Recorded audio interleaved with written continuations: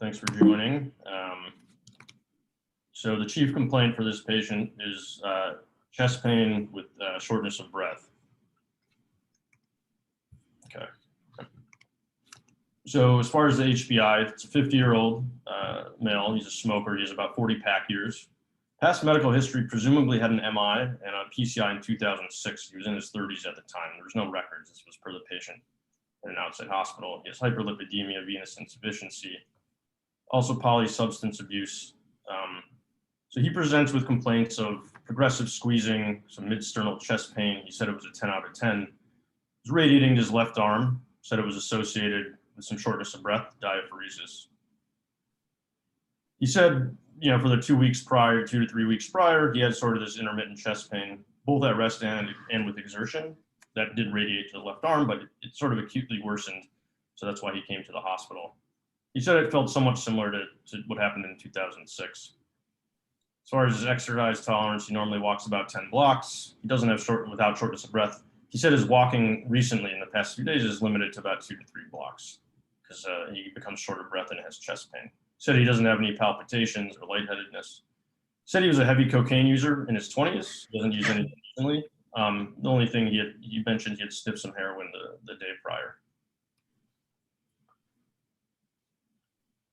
Any questions?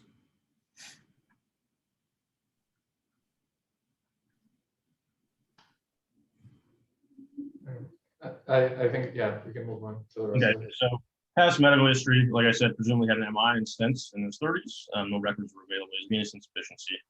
As far as family history, he thinks his mother has cardiac stents, and he says that his son, who is in his 20s, takes a statin, but didn't report any MI. As far as social history, he works in construction. He lives with his wife and son. He smokes currently about 3 to 4 cigarettes a day, but it used to be 2 packs per day. Like I said, he was a former heavy user of cocaine, heroin use, doesn't inject drugs. And he denies any alcohol use.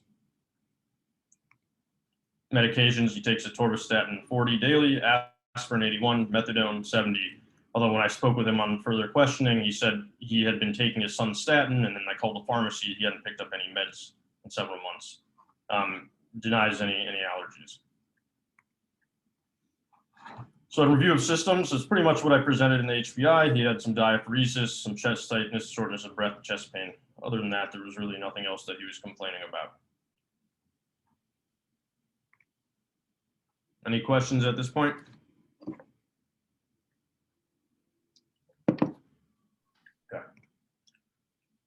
Vitals, he's afebrile. His blood pressure is 150s over 70s. Heart rate is normal, 70 to 80s. Normal respiratory rate, weight 180. His BMI is just right above the cutoff of normal. And he's sitting at 97% on room air. As far as physical exam, he was mildly uncomfortable, diaphoretic. He didn't appear toxic. Nothing abnormal with the head exam. Pretty much his cardiovascular exam, normal rate and rhythm. I didn't appreciate any murmurs.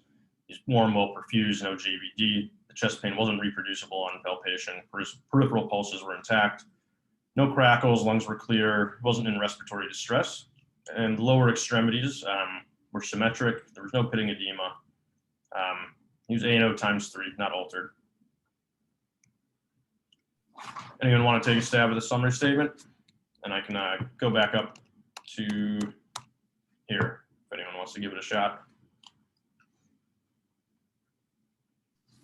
So, Tyler, do you want to go ahead and summarize our case? Yeah, I can give it a shot. We have a middle-aged man with a past medical history of possible MI and stent placement with venous insufficiency and polysubstance abuse, coming in with a acute to subacute presentation of substernal chest pain with dyspnea and diaphoresis. On exam, his vitals were stable, and there were no signs of like heart failure or peripheral edema, anything like that.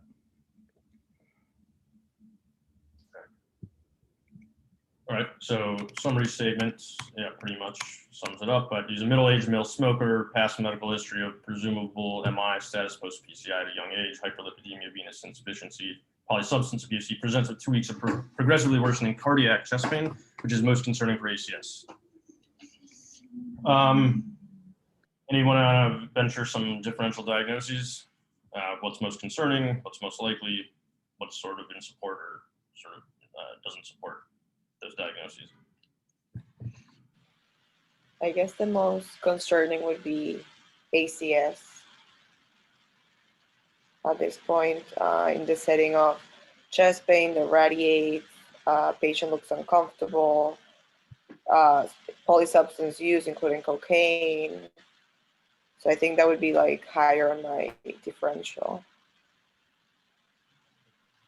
And what else for someone coming in with chest pain? What would be some other things to consider that are serious? Then a very important thing for him to rule out that would also be a differential would be aortic dissection, also related to the drug use, especially as the treatment for the MI would totally interfere with the progression of this differential specifically. Mm-hmm. Okay. Anything else? I mean, I think something that like, well, Galit, I see you unmuted yourself, so you go if you have anything to say. No, I was gonna say that PE crossed my mind, but patient is not tachycardic. But I guess it's something that we need to rule out anyway. Like it's not as high in my differential, but like I would think about it in this case. Yeah, definitely. I mean, for that, you would also start looking at like risk factors, right? I think like this guy smoked, and you would start thinking about that as well. One thing that I think we haven't mentioned is like we mentioned the past medical history of fully substance abuse and like just like in general MI, but it like he's pretty young to have had an MI before already, right? Like it said that it was in his 30s. Like that's not something that you should see and think like, oh, like it's normal, it's common. Like an MI at that age, I would like already start thinking about different things and definitely like changes how you look at the case, especially in this case. It seems like there was like the family history I think was mentioned as well. So those are things that you would check in addition to the physical, and definitely like all good differentials, dissection and the PE, like things that we those are can't miss diagnosis basically, right?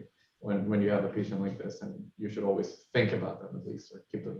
Although you can have MIs if you use cocaine. Yes, that is a good point. And I think another thing is like this guy was stented, right? So like if they stent, normally it's because of something there was like already a lesion right there, right? Like the obstruction or plaque. But definitely, yes, that's something I heard you mention, the polysubstance abuse. Definitely, yeah, you can think of cocaine, and it could have been just cocaine in this, like in his 30s, right? Anyway, but definitely in the differential. Okay. Can you still see the screen? Yeah. Okay. So basically, you know, there's some new chest pain guidelines, and if you kind of take a step back when someone comes in, look at the epidemiology. So this guy falls in this range of 45 to 64. So they basically go from like descending order of what's the most common presentations for chest pain. So sort of like the pretest probability for chest pain for this gentleman. I mean, he obviously has coronary artery disease that's known, but anyone who walks in the door, non-specific chest pain would be by far the highest, followed by coronary or atherosclerosis, painful respiration, acute MI is the fourth one, a dysrhythmia, abdominal pain, pneumonia, esophageal disorder, an injury that's superficial, and essential hypertension. So those are, you know, all things to consider, but far and away, like non-specific chest pain is the most common when people come in. But, you know, again, given his clinical history, it's important to change the pretest probability.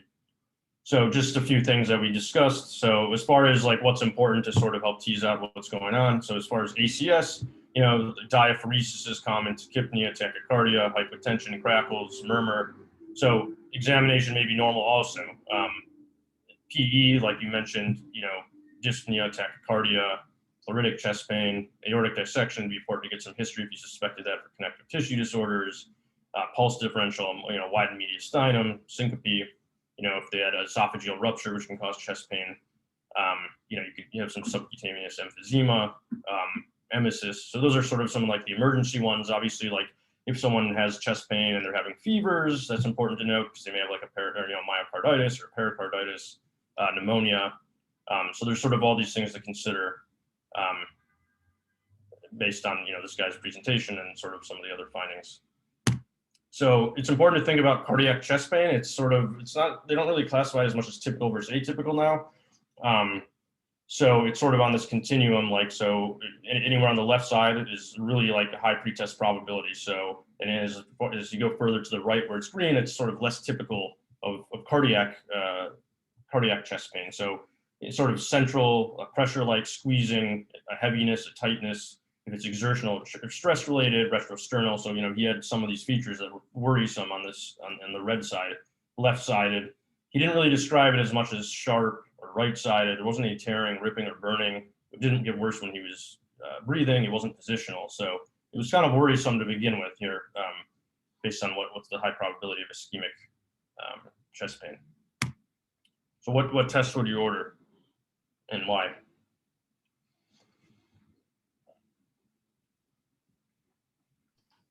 Khalid is saying EKG. Ronan, BNP. Stroke BNP, ARPAN agrees stroke. Obviously, like keeping in mind, I guess the differential rate, like EKG, stroke, you want to see the ACS. So ARPAN is saying chest X-ray, Bruno, the chest X-ray D-dimer. I think you accidentally sent it as a direct message. ARPAN, lipid panel, and A1C as well. And yes, I guess could you mention ARPAN? Why would you be ordering these things? Sure. As we discussed, like he has multiple cardiovascular risk factors, and with that MI at young age, and with the statin history in the family, I'm highly suspecting like a familial hypercholesterolemia, and then like HbA1c would give us additional information for like if he has diabetes, because then that would be another cardiovascular risk factor to take care of. What would you see in the chest X-ray? You commented chest X-ray as well, right? Yeah. So a chest X-ray would give us like information about the cardiac silhouette, and then also if it is not to miss aortic dissection, or if it's not cardiac, then at least to rule out like pulmonary causes or esophageal rupture. So I think it's a good study to start with. Okay, so workup for him, sort of a CBC. Nothing too remarkable on this. Pretty much no leukocytosis. I mean, I wouldn't call him anemic really. He's just like right on the border, and his MCV was normal. So as far as the other labs, his BNP was 136. His trope was 0.556. Other than that, his basic metabolic panel was pretty unremarkable. A1C was 6.1, so pre-diabetic. So when they sent his lipids, which came back a bit later, his LDL was 314. And apparently possibly taking a statin, possibly not. So that's quite high. I mean, usually like the recommendation for statins is anyone who's 190 or higher. And this guy, is pretty young. So that was probably the lab that stood out the most, in addition to the troponin.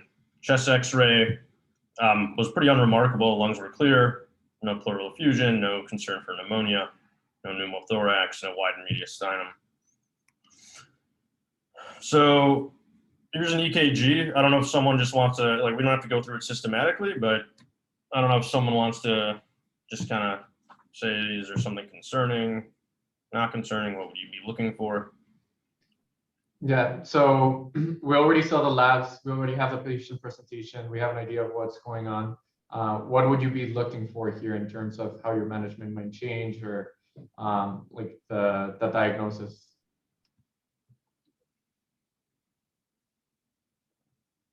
Like what do you look for in an EKG? Bruno, what would you be looking for here in this patient?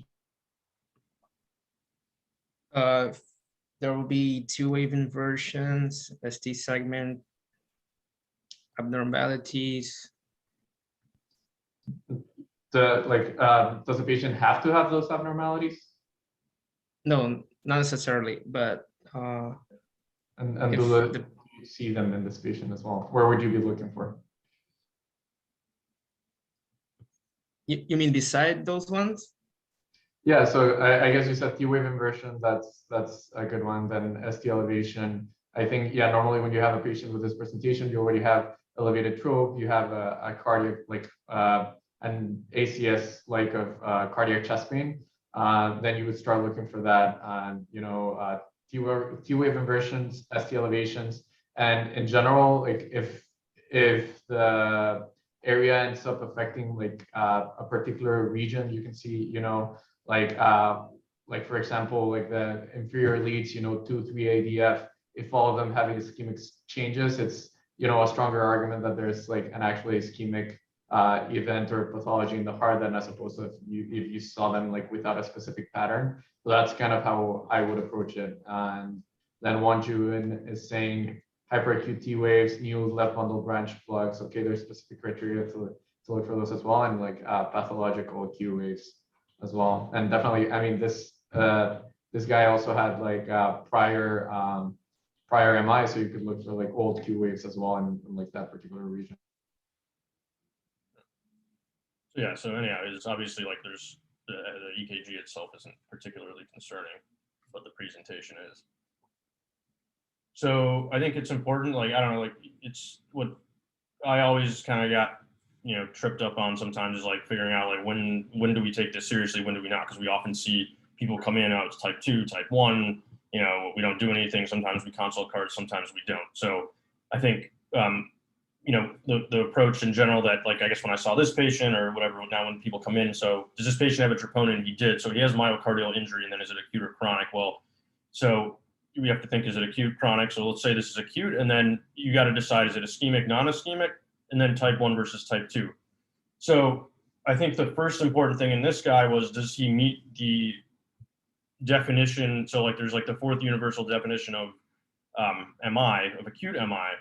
So the first criteria is that they have to have like an acute rise or fall of the troponins at greater than 99th percentile. So he meets that criteria. So that in itself is concerning. But in addition to that, you have to have, that plus one of the following. So either like symptoms of acute myocardial ischemia, which he certainly has because he has cardiac chest pain. New ischemic EKG changes. He doesn't have pathological Q waves. And then on, can have imaging evidence of new, regional wall motion abnormalities that would suggest like an ischemic or territorial ischemia. And then the last one is identification of a coronary thrombus, but that would require a cath itself. So he meets the definition or the criteria for acute MI, just given that he has a trope and the chest pain. So then the question is it type 1 or type 2? I mean, the only way to really determine that is to do a left heart cath, but there's nothing else about his picture that would suggest like he doesn't seem ill otherwise. So type 2 is the demand mismatch. So his presentation would be more concerning, I guess, at this point, based on this definition for a type 1. It's not a STEMI, so it's an N-STEMI. It'd be concerning for a type 1 N-STEMI based on this algorithm.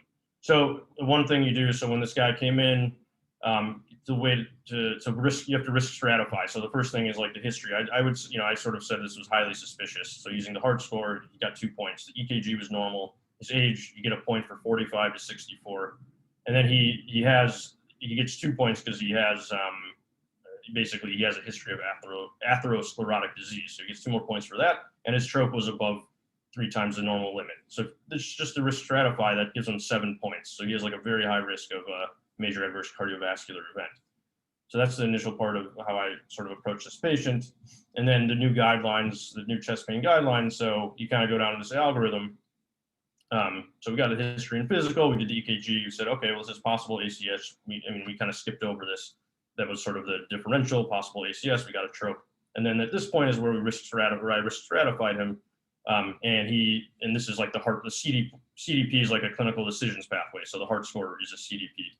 So in this case, he was a high risk. So that would indicate based on these guidelines that he should go directly for invasive coronary angiography, which is exactly what happened. So he went for a left heart cath. They found a right coronary artery totally occlusion. He had a stent that was in there prior, and there was in-stent restenosis. They did an atherectomy. They placed a drug-eluting stent. And then he had his complication, not going to go into the details, but he had something called, no reflow with the inferior wall ST elevation in the lab. Basically, like some of the particles that they had like cleared out of the arteries had moved distally and caused some EKG changes during the procedure itself. They also found that this guy had proximal and mid-LAD occlusions, 70 to 80%, but they didn't intervene on those during the actual, during the left heart cath, and they sort of reserved that for a later date. And then they also had done an echo, which did show like inferior lateral wall akinesis and hypokinetic anterior lateral wall near inferior septum. His EF was reduced 30 to 35%, and the RV was also mildly hypokinetic. So for him, this was just like when they put in the reports, so initially before he had the angioplasty, he had complete, occlusion here, and then they basically like fixed the stent where he had the stent prior. And then he also has occlusions here, which he would have to follow up with cardiology after to help fix the LAD. So as far as the diagnosis, at this point, it's, it was a type 1 NSTEMI, given that he had a trope, he had chest pain, he didn't have EKG changes consistent with a STEMI. It's type 1 because they found an occlusion in the vessel itself. He had 2 vessel disease, and it's he also likely, given his EF was reduced, he also had ischemic cardiomyopathy. And as was pointed out earlier, this is likely secondary to familial hypercholesterolemia. The fact that he had an MI in his 30s is like extremely unusual and rare. On top of it, he had poor medication adherence. I called the pharmacy and he wasn't filling meds. So, so that sort of like sums up the diagnosis for him. So, familial hypercholesterolemia. So there's like a few different mutations involved. A few different mutations involved. So basically, you have to have a mutation in one of the genes that's involved in LDL, like catabolism. And if you have a mutation in that, it leads to an elevated LDL. So one can be the LDL receptor gene, one can be the PCSK9 gene, and one can be the apolipoprotein B gene. And then some people have like a polygenic mutations. So it's not like you can't specifically test for one at a time. So it's actually one of the most common autosomal dominant disorders in humans. So the heterozygous prevalence is 1 in 300, and homozygous is much more rare. That's like 1 in 300 to 400,000. So if you're homozygous, that would be like, that's a very unusual. You'd find someone that comes in with like severe atherosclerosis, cardiovascular disease. They often die before the age of 20. So this isn't this guy, but as far as heterozygous, basically he had signs and symptoms of ASCVD at a very young age, in his 30s as well, in his middle age, which he was in at presentation. It's often identified, people will have it on screening. They'll find an elevated LDL on screening. So if you see a patient, you can suspect it, for example, when someone's LDL is over 190, even in the absence of family history. If someone tells you that they have a family history of like familial hypercholesterolemia or total cholesterol greater than 240, if you see someone on physical exam that has like xanthomas, which I'll show some pictures of, that's also going to be concerning. You probably want to evaluate them for FH. Any premature CAD, and then any sudden cardiac death in the family at a young age. So those would all sort of tip you off to suspect this. So some of the findings, so here's like tendon xanthomatas. So on the back of the hand, kind of like a fatty collection there. People with xanthelasmas, so like by the eyes or a corneal arcus or this whitish area. This is an early one, I guess. In the later stage, I think it encompasses the entire eye.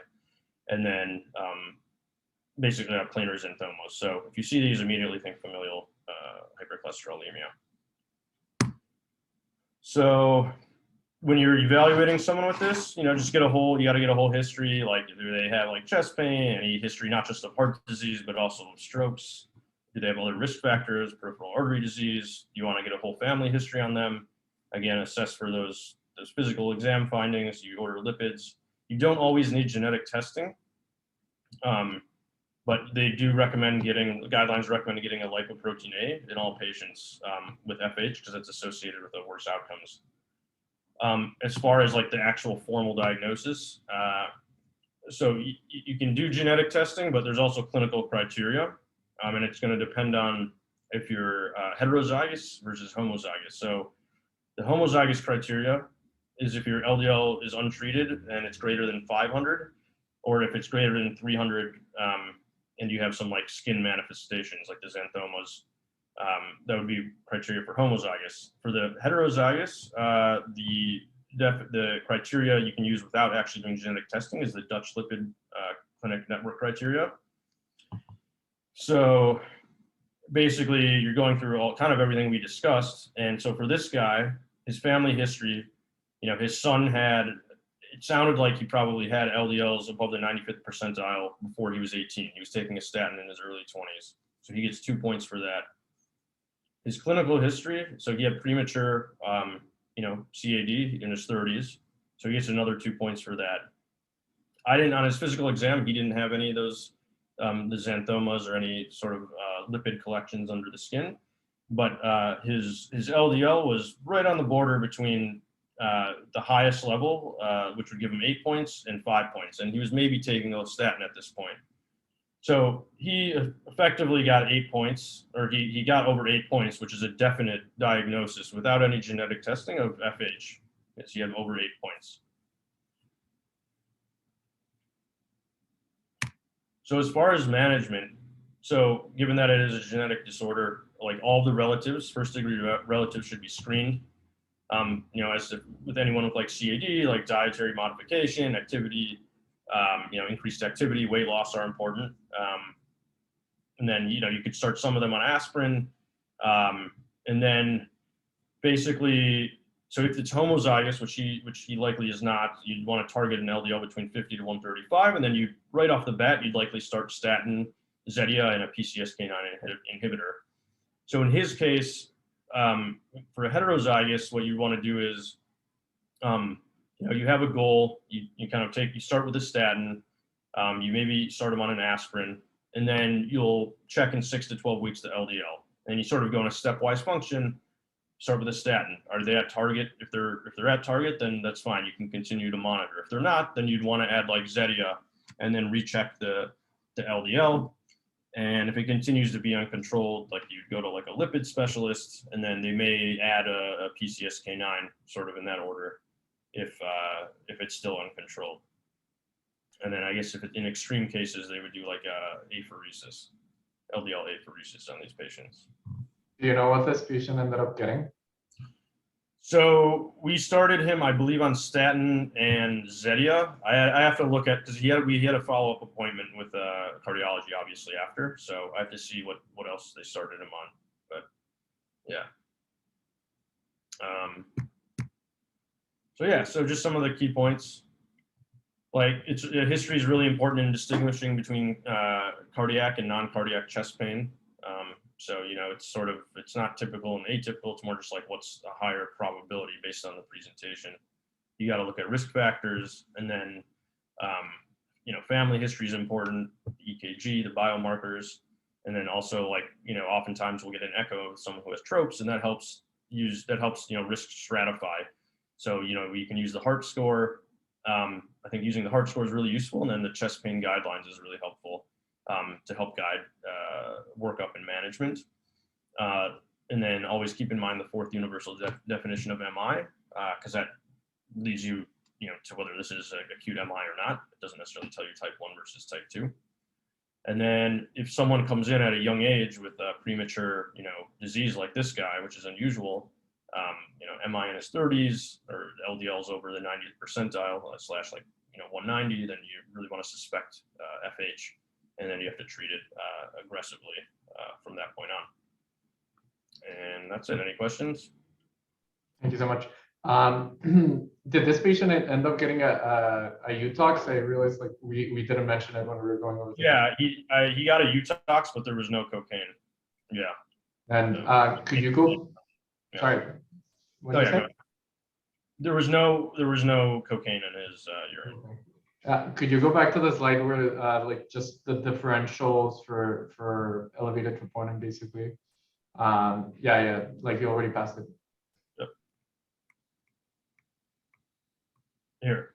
That one. Yeah, I think that table one is like a pretty good way to just like visualize when you actually have an elevated troponin. You know, many times like it's just described as in the notes as you know, troponinemia or just like elevated troponin as like a problem itself. I think whenever we have that lab value, I do think this table does a great job of like summarizing like the different buckets where you can start placing it and just how to like classify specifically like those lab values necessarily. So I thought that was a really good slide. But yeah, I don't know. Does anyone else have any questions, comments? Yeah, I think it was like it's like a straightforward case, but it's just like, I think one, it was interesting because he was so young to have an MI, and I hadn't really seen that before, like actual atherosclerosis. And then two, like, I don't know, I often find it, like we always see people with troponins, and like where does like that decision point go where like you actually take it seriously versus don't take it seriously, and sort of using these guidelines really helped me to distinguish like between something that was actually significant versus less significant. So Yeah. anyway. I think this is also a good case for the outpatient setting as well. Like there's a reason why like we screen these patients with like, you know, lipid panels. Like sometimes they fit in, but like once you get those lipid values, you need to know like what to do with them if they're elevated. Like, I mean, this is why we do it. It is very important and can end up very significantly changing, you know, a patient's life. So many times like, or this is a case that you could have seen in the outpatient setting, and you just like get the lipid panel back and it's above 190, you know, or like 260 or even higher. Like, what do you do and how to approach it? So yeah, it was a great case. Thanks, Jonathan. Thank you guys for listening and joining today.